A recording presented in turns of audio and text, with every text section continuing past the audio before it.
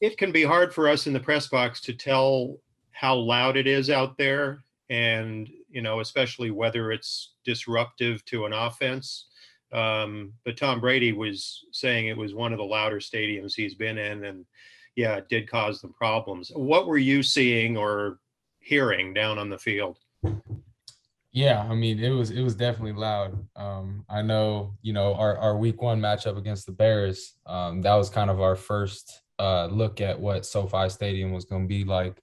And it was rocking. It was the energy is just so electric, and it's definitely a home field advantage for us. And it actually makes us tough on the defense as well, because obviously they're getting as loud as possible when the opponent's offense is up there. So it makes it difficult for us on defense, but that just means we have to be more on top of our visual communication and stuff like that, and getting all the stuff out right.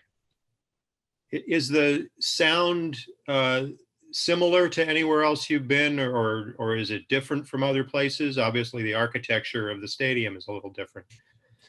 Yeah, I mean, it honestly reminds me a little bit of University of Washington Husky Stadium when I played in college. Husky Stadium's kind of built like, it's almost like CenturyLink, or not CenturyLink, I guess it's Lumen Field right now in Seattle, where it's like kind of built straight up, so all the sound gets trapped in. And I remember Husky Stadium would get rocking. And the energy was just electric in there. And obviously it was a home field advantage for us in college. So it definitely reminded me a little bit of back in college. Interesting. Thanks. Jordan. Hey, Taylor, thanks for taking the time today. Hey, how you doing? Good. How are you? Good. So I know you maybe can't get into like full schematic detail as much as I think I would love that, but your role seems to have adjusted a little bit, maybe expanded would be the right word, in terms of some of the pressure packages, and then also moving, not just playing from depth, but also moving up and down to and from the line of scrimmage. Are you able to expand on how you have sort of taken to that, and some of the responsibilities that you have under Raheem Morris? Yeah, I mean, we had similar packages last year and even my rookie year, where we would bring in, three safeties, our dime packages, more in, passing situations, and against a lot of 11 personnel teams. And obviously this past game, Tampa Bay, they're a big, 11 personnel team. So, we actually, I think we played quite a bit of dime this past game. And yeah, I mean, we have a bunch of different packages, a bunch of different defenses to, kind of fit everyone's skill sets and everyone's versatility. So it's just, exciting, and definitely, something to build on. And, I can't wait for the rest of the year. And Jalen Ramsey mentioned that the communication between you and Jordan is something that needs to be talked about more, something that's very underrated in terms of success of the secondary. And obviously you guys are rotating around so much and rotating out of the shell so much.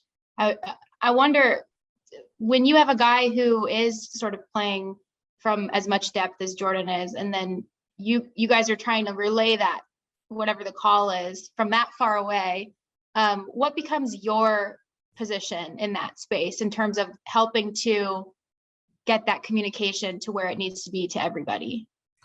Yeah, I mean, I think it just really starts in practice, and throughout the week, and how we the logistics of how we get the call out and stuff like that, how we get all of our checks throughout the play, depending on what the offense's set is, and their different shifts and motions and stuff like that.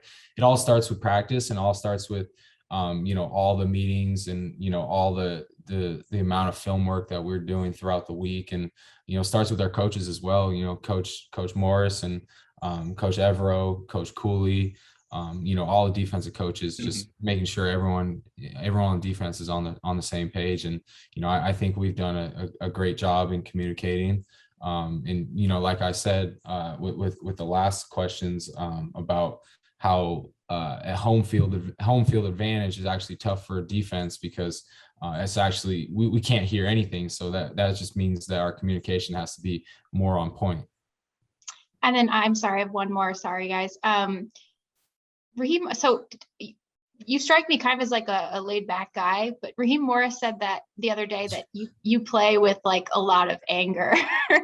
What did that, I don't know if you heard him say that or not, but what does that mean to you, and how he might have been trying to communicate what you're like on the field?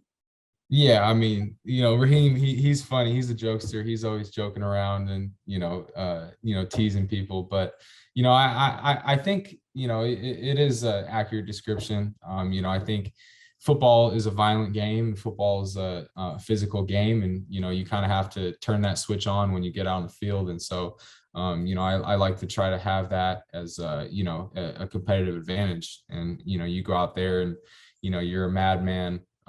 And you try to play possessed and stuff, and you try to have that as a competitive advantage. Thanks, Taylor. Thank you. Gary. Hey, Taylor. With you guys now, with Arizona coming up, it seems like a change with Kyler Murray and that mobility. What kind of adjustment is that for you guys going from playing Tom Brady, who's more of a pocket passer, to a guy like Murray? Yeah, I mean, don't sleep on Tom though. He can slither around in that pocket. he can get around. But I mean, yeah, you said it. Obviously Kyler is one of the more mobile quarterbacks in the league, and it's just going to make us our pass rushes and all of our lanes and our gaps, and we're just going to have to be on top of it. We can't let one gap open up and a open lane for him to scramble around. So we're just going to have to really be on top of our pass rush lanes and all that. And then also defending a team with DeAndre Hopkins and some of their other weapons, but I guess specifically him. When you have a premier receiver like that on the other side, and I know you got Jalen and everyone else, but what kind of problems, if any, does that present for you as a safety? Yeah, I mean, anytime you get a play against a top receiver, one of the top receivers in the league, it's definitely something that everyone on the defense has to be aware of. And obviously we're going to have to do a great job this week in our preparation. Our coach is going to do a great job in our game plan and how we're going to take him away. But obviously DeAndre is going to be someone that we're going to have to be aware of throughout the week of preparation. Thanks very much. Stu. Hey, Taylor, not to look too far ahead, but obviously you guys have the Cardinals on Sunday, and then you have a short turnaround going to Seattle to face the Seahawks the following week.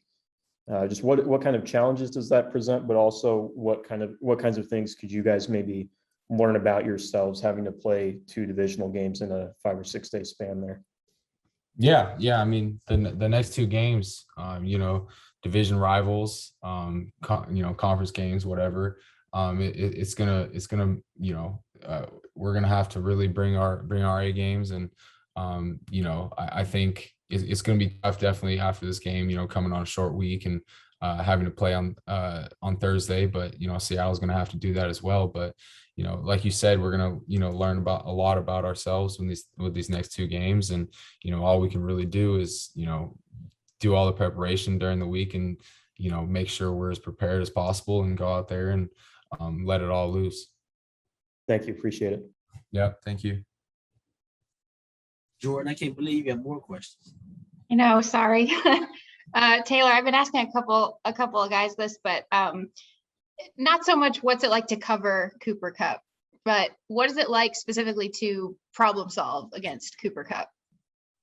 Yeah, I mean, he's one of the best receivers in this league, and the amount of separation he's able to create, and he's very like unconventional in his route running, and I don't think anyone can really lock him down, especially inside in the slot. So it's just fun to go against him every single day, go against someone like that and someone of that caliber every single day. And, you know, everyone says that iron sharpens iron. So, you know, as a defense, you know, we want to go against the best every day. And so just being able to go against Kupp every single day just makes us better.